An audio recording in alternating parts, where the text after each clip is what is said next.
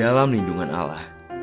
Orang yang duduk dalam lindungan yang maha tinggi dan bermalam dalam naungan yang maha kuasa akan berkata kepada Tuhan, tempat perlindunganku dan kubu pertahananku, Allahku yang kupercayai.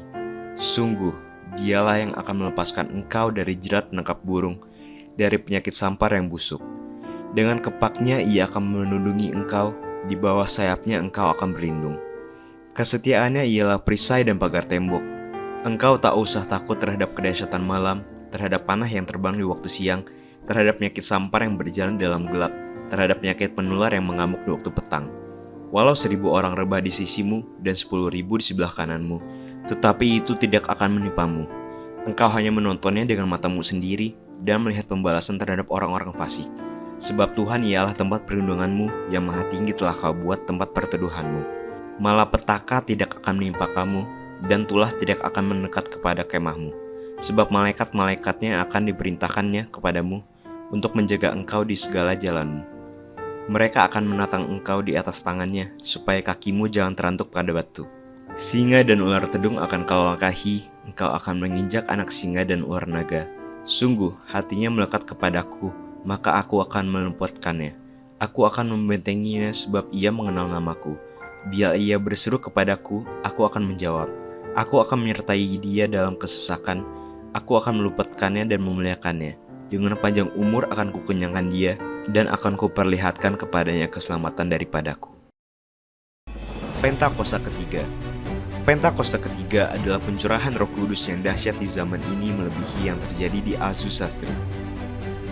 Pentakosta ketiga akan mengakibatkan penuaian jiwa yang terbesar dan yang terakhir sebelum Tuhan Yesus datang kembali. Pentakosta ketiga akan membangkitkan generasi Yeremia, yaitu anak-anak muda yang dipenuhi Roh Kudus, cinta mati-matian kepada Tuhan Yesus, tidak kompromi terhadap dosa, dan akan bergerak untuk memenangkan jiwa. Pentakosta ketiga lahir di Indonesia yang bergerak ke bangsa-bangsa. Gerakan ini dari timur ke barat dan akan kembali ke Yerusalem. Pentakosta ketiga akan memberikan kuasa untuk menyelesaikan amanat agung, dan setelah itu Tuhan Yesus datang kembali. Mari kita siapkan hati kita lebih lagi. Thank you Tuhan. Thank you Jesus. Ini kami Tuhan, jemaatnya Tuhan, anak-anaknya Tuhan. Terima kasih Tuhan. Terima kasih Tuhan Yesus.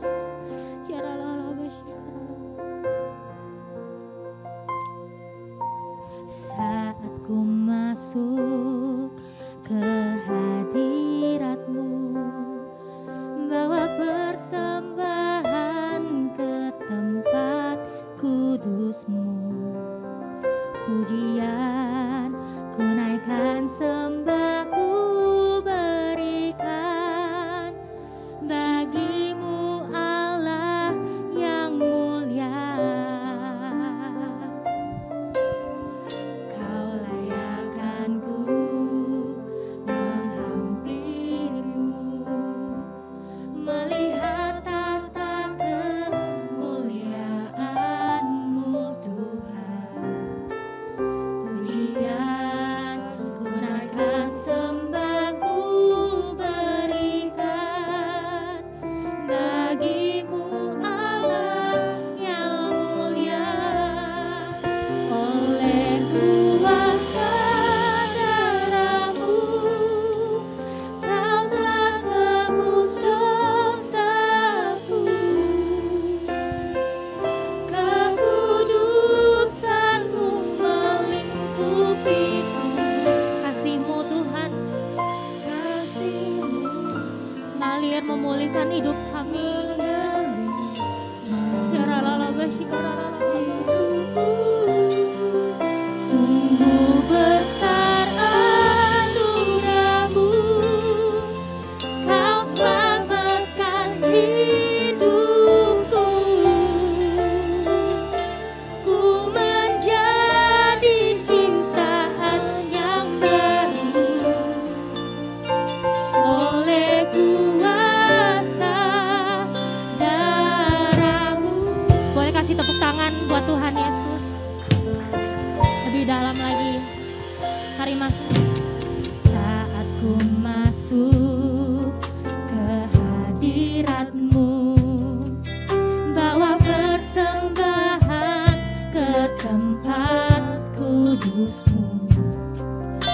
Pujian ku naikkan, sembah ku berikan bagimu Allah yang mulia. Kau layakkan kami Tuhan, Yes, Lord. Menghampirimu, melihat tata kemuliaan-Mu Tuhan. Pujian ku naikkan, sembah ku berikan bagimu Allah yang mulia. Oleh kuasa darah-Mu Kau telah tebus dosaku, kekudusan-Mu melingkupiku.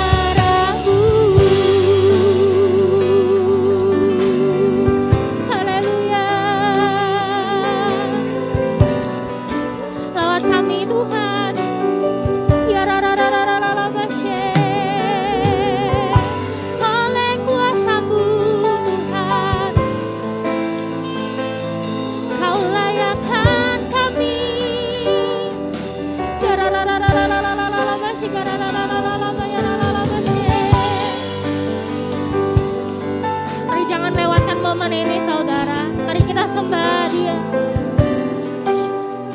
Kejar hadirat Tuhan. Makasih Tuhan.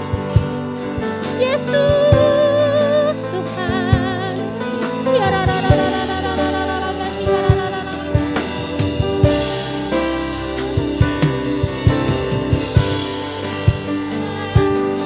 Yesus, Yesus.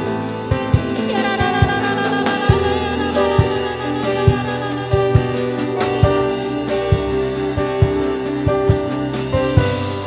ya ra ra ra ra ra ra ra ra kasih ra ra ra ra ra ra ra ra ra ra. Yesus, Yesus.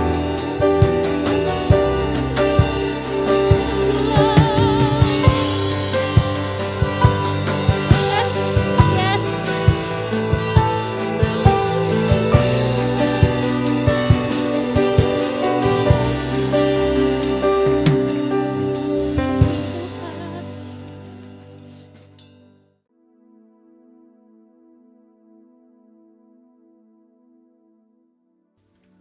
Hari ini adalah Jumat Agung, di mana kita memperingati kematian Tuhan Yesus.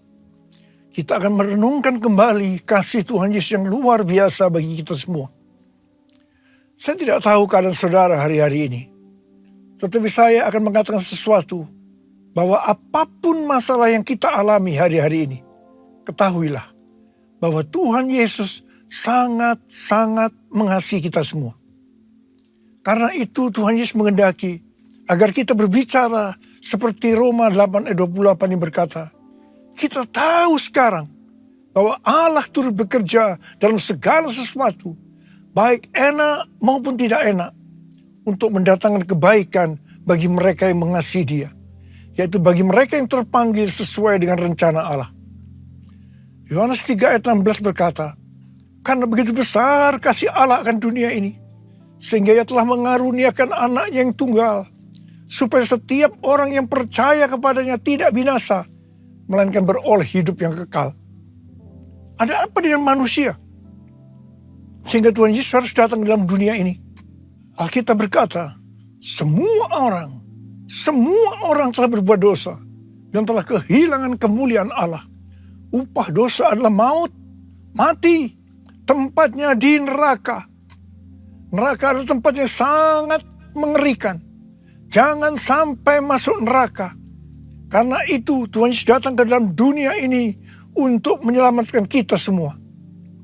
Bagaimana cara Tuhan Yesus menyelamatkan kita? Alkitab berkata, Tuhan Yesus yang tidak mengenal dosa, dijadikan dosa oleh karena kita semua. Supaya di dalam Dia, yaitu mereka yang percaya kepada Tuhan Yesus, dibenarkan oleh Allah. Apa arti dari ayat ini? Tadi dikatakan, semua orang telah berbuat dosa dan telah kehilangan kemuliaan Allah.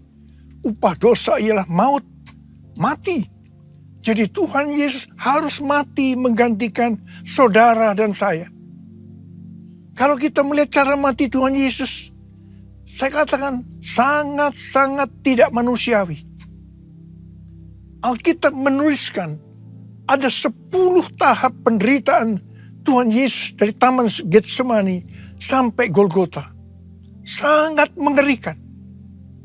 Tapi yang pertama, ketika berada di Taman Getsemani, Tuhan Yesus berdoa kepada Bapa dalam keadaan ketakutan. Sampai peluhnya seperti tetes-tetes darah yang jatuh ke tanah. Pada saat itu, seorang malaikat turun untuk menguatkan Tuhan Yesus. Tuhan Yesus berdoa kepada Bapa, ya Bapakku, jikalau sekiranya mungkin, biarlah cawan ini lalu daripadaku. Tetapi jangan seperti yang ku kehendaki, melainkan seperti yang kau kehendaki. Di sini Tuhan Yesus mengajar kepada kita bahwa di dalam doa kita boleh menawar, tetapi jangan memaksakan kehendak. Bagi yang sekarang dalam keadaan ketakutan, kita harus ingat bahwa Tuhan Yesus pernah mengalami ketakutan untuk menebus dosa kita semua. Karena itu datanglah kepada Tuhan Yesus. Dia pasti mampu dan mau menolong kita semua. Tahap yang kedua, Tuhan Yesus ditangkap. Dia dituduh dengan bermacam-macam tuduhan. Diludahi, mukanya ditinju, dipukul. Tetapi Tuhan Yesus tidak membalas. Di sini Tuhan Yesus mempraktekkan apa yang diajarkannya kepada kita. Agar kita mengasihi dan berdoa bagi orang-orang yang membenci kita. Mengutuk kita, mencaci maki kita. Jikalau kita hanya mengasihi orang-orang yang mengasihi kita, apa jasa kita? Karena orang-orang berdosa pun juga mengasihi orang-orang yang mengasihi mereka. Tahap yang ketiga, Tuhan Yesus dibelenggu untuk diadili. Waktu Tuhan Yesus diadili oleh Pilatus, ternyata tidak didapati kesalahan yang membuat Tuhan Yesus harus dihukum mati. Sementara itu orang-orang Yahudi terus berteriak-teriak supaya Tuhan Yesus dihukum mati. Salibkan dia! Salibkan dia! Akhirnya Pilatus menyerahkan Tuhan Yesus untuk disalibkan. Tahap yang keempat, Tuhan Yesus dicambuk. Proses awal dari penyaliban, jubah Tuhan Yesus dibuka dan dihukum cambuk. Dua algojo bergantian menghunjamkan cambuk ke punggung Tuhan Yesus. Ujung cambuk itu terbuat dari potongan tulang dan potongan besi. Tiap kali cambuk itu dihunjamkan ke tubuh Tuhan Yesus, itu menimbulkan luka yang dalam. Tuhan Yesus berteriak-teriak kesakitan. Darah Tuhan Yesus bercucuran. Tuhan Yesus bermandikan darah. Tahap yang kelima, kepala Tuhan Yesus diberi mahkota duri. Duri ditancapkan di kepala Tuhan Yesus dengan cara dipukul. Sakitnya luar biasa. Darah bercucuran. Tahap yang keenam, Tuhan Yesus memikul salib. Dalam keadaan kesakitan, berlumuran darah, ditambah semalam Tuhan Yesus tidak tidur. Tuhan Yesus harus memikul salibnya. Tuhan Yesus jatuh bangun karena tidak kuat. Maka Simon dari Kirene disuruh menggantikannya. Tahap yang ketujuh, tangan dan kaki Tuhan Yesus dipaku. Sakitnya luar biasa. Sakitnya luar biasa. Darah bercucuran. Tahap yang kedelapan, Tuhan Yesus digantung di atas kayu salib. Pada saat itu, Tuhan Yesus menderita secara lahir maupun batin. Secara lahir, dia merasakan sakit yang luar biasa di sekujur tubuhnya. Dan juga merasa sesak karena ada cairan di menekan jantungnya. Secara batin, Tuhan Yesus menderita karena Tuhan Yesus melihat semua orang yang lalu lalang menghujat dia. Ahli-ahli Taurat, tua-tua, imam-imam menghujat dia. Bahkan salah satu penjahat di sebelahnya juga ikut menghujat. Tahap yang kesembilan, Tuhan Yesus merasa ditinggalkan oleh Bapa. Sekitar jam 12 siang sampai jam 3 petang, tiba-tiba langit di sekitar Golgota menjadi gelap. Tuhan Yesus gelisah. Dan dia berteriak, Eli, Eli, lama sabachthani. Allahku, Allahku, mengapa engkau meninggalkan aku? Tuhan Yesus merasa ditinggalkan oleh Bapa. Orang yang berdosa pada hakikatnya dipisahkan dari Bapa. Jadi untuk menebus orang yang berdosa, maka Tuhan Yesus harus merasakan ditinggalkan oleh Bapa. Dipisahkan dari Bapa. Saya percaya ini adalah puncak penderitaan Tuhan Yesus. Penderitaan lainnya tidak ada artinya dibandingkan merasa ditinggalkan oleh Bapa. Bagi saya pribadi, kalau saya tidak bisa merasakan hadirat Tuhan, itu adalah hal yang paling berat dalam hidup saya. Karena itu saya setiap hari selalu menjaga langkah-langkah dalam hidup ini, agar saya terus mengalami hadirat Tuhan. Kalau ada dosa, harus cepat diselesaikan, supaya terus merasakan hadirat Tuhan. Saya berharap kalau ada di antara kita yang sudah tidak merasakan hadirat Tuhan, dan kita menganggap itu sesuatu yang biasa, kita harus bertobat. Tidak ada yang lebih berbahagia daripada kalau kita berada dalam hadirat Tuhan. Sebab Alkitab berkata, di hadapanmu ada sukacita berlimpah-limpah. Artinya di dalam hadirat Tuhan ada sukacita dan kebahagiaan yang berlimpah-limpah. Tahap yang ke-10. Tuhan Yesus berkata, sudah selesai. It is finished.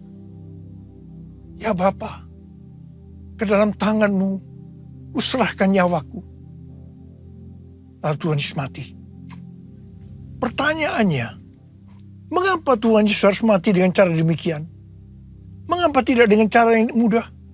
Dipenggal kepalanya, selesai. Mengapa Tuhan Yesus harus mati dengan cara bermandikan darah? Alkitab katakan, tanpa penumpahan darah. Tanpa penumpahan darah, tidak ada pengampunan dosa. Untuk mengampuni dosa saudara,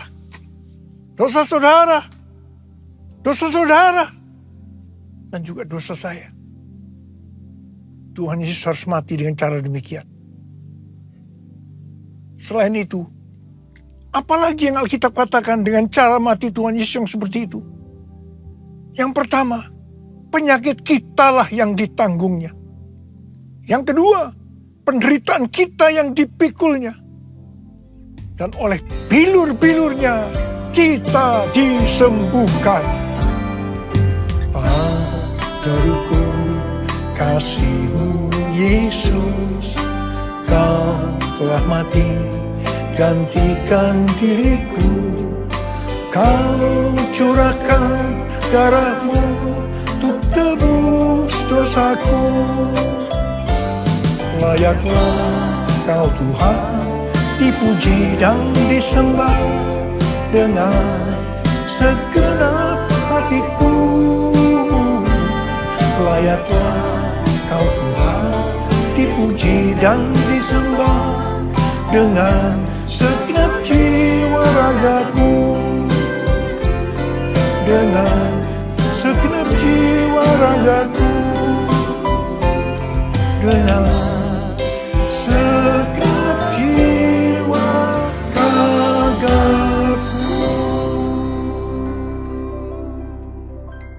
Tuhan Yesus mati karena dosa-dosa kita. Dia dikuburkan. Tetapi pada hari yang ketiga, Dia dibangkitkan. Haleluya! Tuhan Yesus tidak selamanya mati. Tetapi pada hari yang ketiga, Tuhan Yesus dibangkitkan.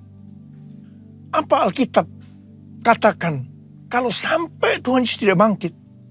Yang pertama, sia-sialah pemberitaan firman Tuhan. Saya di sini memberitakan firman Tuhan tidak ada artinya. Sia-sia. Tapi puji Tuhan, Tuhan Yesus hidup, Tuhan Yesus bangkit, pemberitaan firman Tuhan menjadi tidak sia-sia. Hal yang kedua, kalau sampai Tuhan Yesus tidak bangkit, sia-sialah kepercayaan kita. Dan kita akan tetap mati dalam dosa-dosa kita. Demikian juga dengan orang-orang yang mati dalam Tuhan. Mereka akan tetap binasa. Tapi puji Tuhan, Tuhan Yesus bangkit. Kita tidak akan mati di dalam dosa-dosa kita. Tetapi kita akan bersama-sama dengan Tuhan Yesus selama-lamanya. Haleluya! Hal yang ketiga, kalau sampai Tuhan Yesus tidak bangkit, kita adalah orang-orang yang paling malang dari segala manusia. Tetapi puji Tuhan, Tuhan Yesus bangkit. Kita bukan orang-orang yang paling malang, tetapi justru orang-orang yang paling beruntung dari segala manusia. Ada berapa banyak orang-orang yang beruntung, paling beruntung dari segala manusia? Saya boleh angkat tangan. Sebab dia hidup, ada hari esok. Sebab dia hidup, ku tak gentar. Karena ku tahu dia pegang hari esok. Hidup jadi berarti sebab dia hidup. Hidup jadi berarti sebab Dia hidup. Hidup jadi berarti sebab Yesus hidup. Karena Tuhan Yesus hidup, maka ada hari esok. Karena Tuhan Yesus yang pegang hari esok saudara dan saya, Dia hidup. Dia berkata kepada kita semua, jangan kamu khawatir. Jangan kamu khawatir apa yang akan kamu makan, apa yang akan kamu minum, apa yang akan kamu pakai. Semua itu dicari oleh bangsa-bangsa yang tidak mengenal Allah. Tetapi Bapamu di sorga tahu, kamu memerlukan semuanya itu. Karena itu, carilah dulu kerajaan Allah dan kebenarannya. Maka semuanya, apa yang sudah butuhkan, akan ditambahkan kepadamu. Yang percaya katakan amin. Karena Tuhan Yesus hidup, maka mujizat-mujizat yang dilakukan oleh Tuhan Yesus masih ada sampai dengan hari ini. Orang buta melihat, orang lumpuh berjalan, orang tuli mendengar, orang mati dibangkitkan, orang kusta menjadi tahir, dan kepada orang-orang miskin diberitakan kabar baik. Karena Tuhan Yesus hidup, kita melihat Pentakosta ketiga sedang digenapi, di mana melalui semua peristiwa yang terjadi saat ini, penuaian jiwa yang terbesar dan yang terakhir sebelum Tuhan Yesus datang kembali terjadi. Hari-hari ini terjadi kebangkitan generasi Yeremia, yaitu generasi anak-anak muda yang dipenuhi dengan Roh Kudus, cinta mati-matian kepada Tuhan Yesus, tidak kompromi terhadap dosa, dan akan memenangkan banyak jiwa. Di Asbury University, Kentucky, Amerika, sudah terjadi revival. Sejak tanggal 8 Februari 2023, terjadi revival di antara anak-anak muda generasi Yeremia. Mereka mengalami pertobatan, kesembuhan, baptisan Roh Kudus. Revival ini sedang menyebar ke seluruh Amerika dan juga sedang bergerak ke bangsa-bangsa. Pentakosta ketiga sedang turun di Amerika dan sedang bergerak ke bangsa-bangsa. Haleluya! Karena Tuhan Yesus hidup, maka memasuki tahun 2023, Tuhan memberikan tema bahwa tahun 2023 adalah tahun untuk bangkit. Jadilah pemenang. The year to rise up, be victorious. Kita harus bangkit dan menjadi pemenang dalam hal membangun manusia rohani kita. Kita harus menjadi serupa dengan gambar Yesus, yang berarti kita harus menjadi murid Tuhan Yesus. Sesuai dengan Roma 8 ayat 29, maka target kita sebagai orang percaya adalah menjadi serupa dengan gambarnya. Artinya menjadi murid Tuhan Yesus. Kita harus bangkit dan menjadi pemenang dalam hal memberi, dalam kemurahan hati, supaya kita diberkati. Karena Tuhan lebih dulu telah memberkati, mengasihi kita. Kita harus bangkit dan menjadi pemenang dalam hal unity. Unity adalah kunci utama untuk terjadinya penuaian jiwa besar-besaran. Kita harus banyak berdoa, memuji, dan menyembah Tuhan bersama-sama dalam unity siang dan malam. Hal yang seperti ini yang sudah terjadi di Asbury University, Kentucky, Amerika Serikat. Karena Tuhan Yesus hidup, maka kita harus bangkit dan menjadi pemenang dalam hal takut akan Tuhan. Tuhan Yesus berkata dalam Lukas 12 ayat 4 dan 5. Aku berkata kepadamu, hai sahabat-sahabatku, janganlah kamu takut terhadap mereka yang dapat membunuh tubuh dan kemudian tidak dapat berbuat apa-apa lagi. Aku akan menunjukkan kepada kamu siapakah yang harus kamu takuti. Takutilah Dia yang setelah membunuh mempunyai kuasa untuk melemparkan orang ke dalam neraka. Sesungguhnya aku berkata kepadamu, takutilah Dia. Amsal 8 ayat 13 berkata, takut akan Tuhan ialah membenci kejahatan. Aku benci kepada kesombongan, kecongkakan, tingkah laku yang jahat, dan mulut yang penuh tipu muslihat. Mazmur 25 ayat 12 sampai 14 berkata, Siapakah orang yang takut akan Tuhan?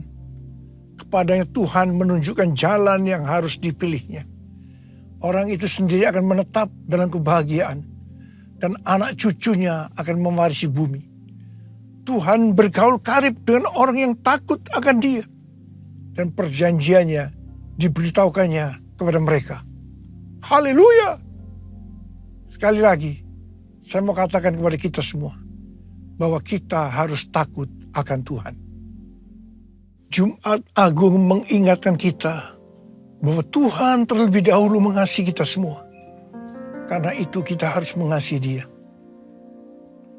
Nothing can tear me away from your love, Lord.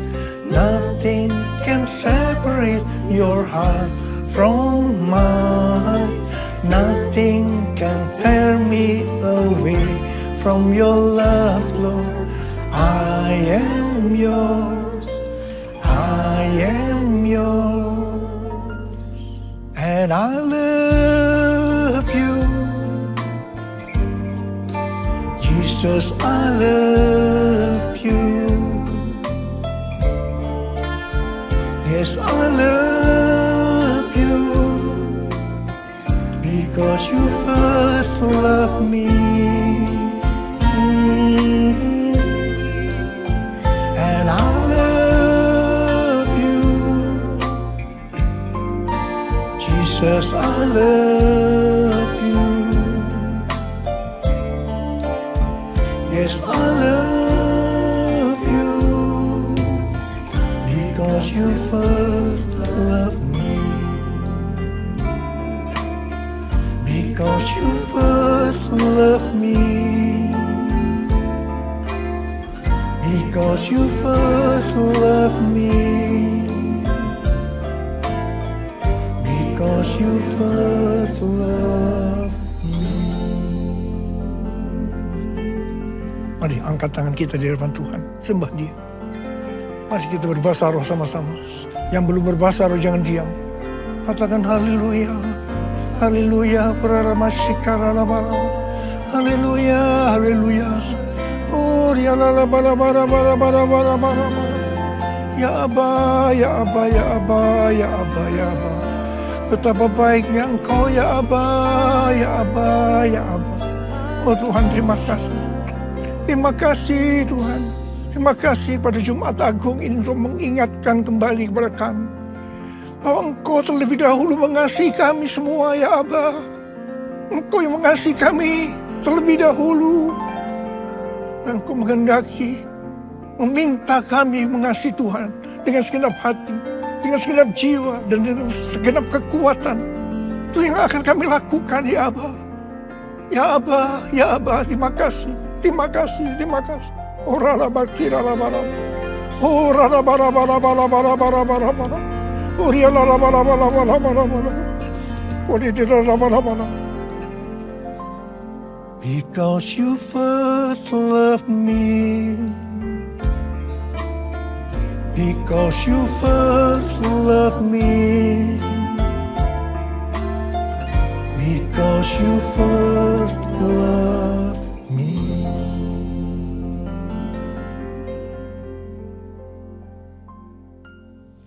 Mari, saudara-saudara, kita akan masuk dalam perjamuan kudus. Kita akan mengingat ayat ini. Setiap kali kamu makan roti ini dan minum cawan ini, kamu memberitakan kematian Tuhan sampai Ia datang. Perjamuan kudus adalah perjamuan Tuhan Yesus sendiri. Setiap kali kita masuk dalam perjamuan kudus, Tuhan Yesus selalu berkata kepada kita, biarlah ini menjadi peringatan akan Aku. Peringatan akan Aku. Karena itu mari arahkan hati kita kepada kebaikan Tuhan. Kita akan mengingat kebaikan Tuhan. Mari tundukkan kepala. Bapa, siapakah kami sebelum kami mengenal Engkau? Kami semua orang berdosa. Upah dosa adalah maut, mati. Tapi Engkau yang tidak berdosa telah dijadikan dosa oleh karena kami. Engkau harus turun dari surga mulia, menjelma menjadi manusia, mati ganti kami dengan penderitaan yang luar biasa. Sungguh kalau kamu pikirkan betapa baiknya Engkau ya Aba. Engkau jadikan kami sebagai anak-anak-Mu. Engkau tuntun, Engkau bela, Engkau berkati. Engkau sembuhkan kami, Engkau ajar kami. Engkau tegur kalau kami salah. Itu Engkau ya Abah, itu Engkau. Tuhan akan memberkati kita melalui perjamuan kudus. Tapi Tuhan mau kita makan dan minum dengan cara yang benar. Karena itu masing-masing sekarang lihat diri kita masing-masing. Introspeksi.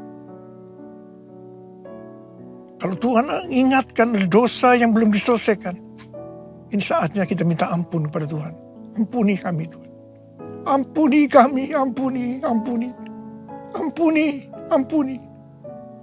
Tuhan, Kau melihat anak-anak-Mu yang sedang menyelesaikan segala sesuatu ini dengan Tuhan. Ampuni mereka. Ampuni kami semua ya Abah. Ampuni. Kami akan masuk dalam perjamuan kudus dengan hati yang penuh ucapan syukur. Dalam nama Yesus yang berdoa. Amin. Sekarang mari angkat roti di tangan kanan kita tinggi-tinggi. Sebab apa yang telah kuteruskan kepadamu telah aku terima dari Tuhan. Yaitu bahwa Tuhan Yesus pada malam waktu diserahkan mengambil roti. Dan sesudah itu ia mengucap syukur atasnya. Ia memecah-mecahkannya dan berkata, inilah tubuhku yang diserahkan bagi kamu. Perbuatlah ini menjadi peringatan akan aku. Saudara kasih Tuhan, bukankah roti yang kita pecah-pecahkan ini adalah persekutuan kita dengan tubuh Kristus? Mari kita makan dalam nama Yesus.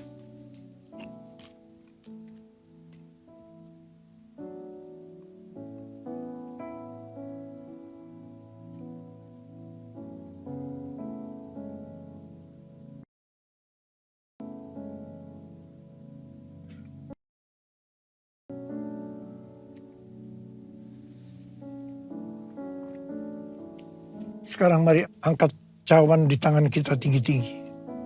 Mungkin juga mengambil cawan sesudah makan lalu berkata, cawan ini adalah perjanjian baru yang dimeteraikan oleh darahku.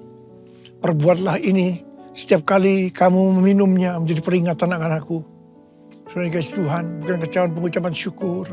Yang atasnya kita ucapkan syukur adalah persekutuan kita dengan darah Yesus. Mari kita minum dalam nama Yesus.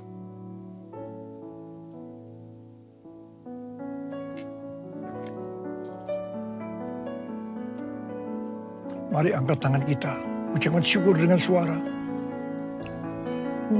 Tuhan, terima kasih. Terima kasih ya Tuhan. Terima kasih ya Tuhan. Terima kasih, terima kasih. Oh, terima kasih. Terima kasih, terima kasih. Terima kasih, terima kasih. Terima kasih. Saya mau berdoa bagi saudara yang sedang sakit. Angkat tangan. Saya berdoa. Tuhan, Kau melihat tangan-tangan yang terangkat. Mereka sakit. Mereka membutuhkan kesembuhan. Terima kasih. Kau jamah mereka. Jamah. Sembuh. Dalam nama Yesus. Sembuh. Dalam nama Yesus. Sembuh. Dalam nama Yesus. Sembuh. Oh, Rabba. Curahkan pengurapan-Mu buat kami semua. Curahkan pengurapan-Mu. Terima pengurapan Tuhan, terima. Kami terima pengurapan-Mu Tuhan. Kami terima. Kami terima pengurapan-Mu, kami terima. Oh, Rabba, terima kasih. Terima kasih Yesusku, terima kasih Yesusku.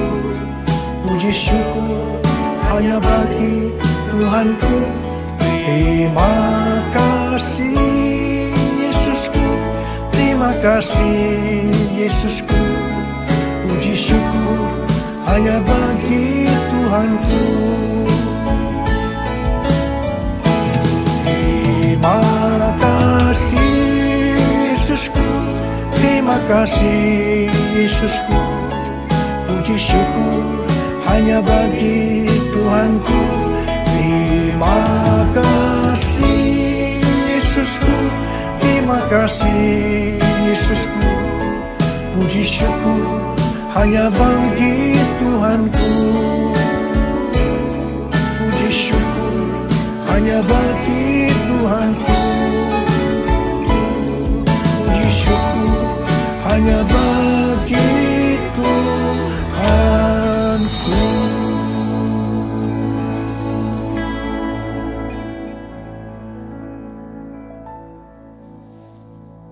terimalah berkat Tuhan. Kasih karunia berlimpah-limpah daripada Allah Bapa dalam anak yang tunggal Yesus Kristus.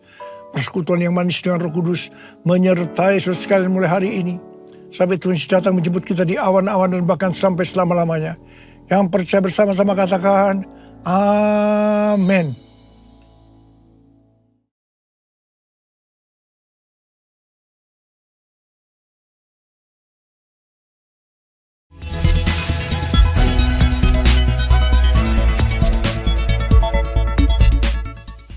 Shalom Bapak Ibu dan teman-teman sekalian. Saya akan menyampaikan informasi dari Rayon 1G. Bagi Bapak Ibu yang belum mengetahui, Rayon kita yaitu Rayon 1G sudah memiliki mobile apps atau aplikasi yang dapat diinstal di smartphone, baik di Android phone atau iOS phone. Untuk yang belum menginstal aplikasi GBI Rayon 1G, dapat mendownload di Play Store bagi yang menggunakan smartphone Android atau di App Store bagi yang menggunakan smartphone iOS dengan mengetik di mesin pencarian GBI Rayon 1G. Di dalam aplikasi GBI Rayon 1G, Bapak Ibu bisa banyak mendapatkan berbagai informasi dan manfaat.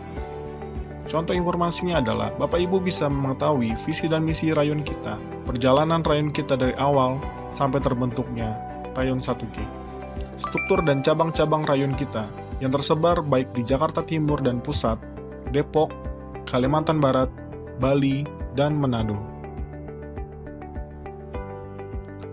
Bapak Ibu juga dapat mengetahui kontak person dan alamat dari setiap cabang GBI Rayon 1G, dan terdapat juga informasi mengenai kontak person KUL.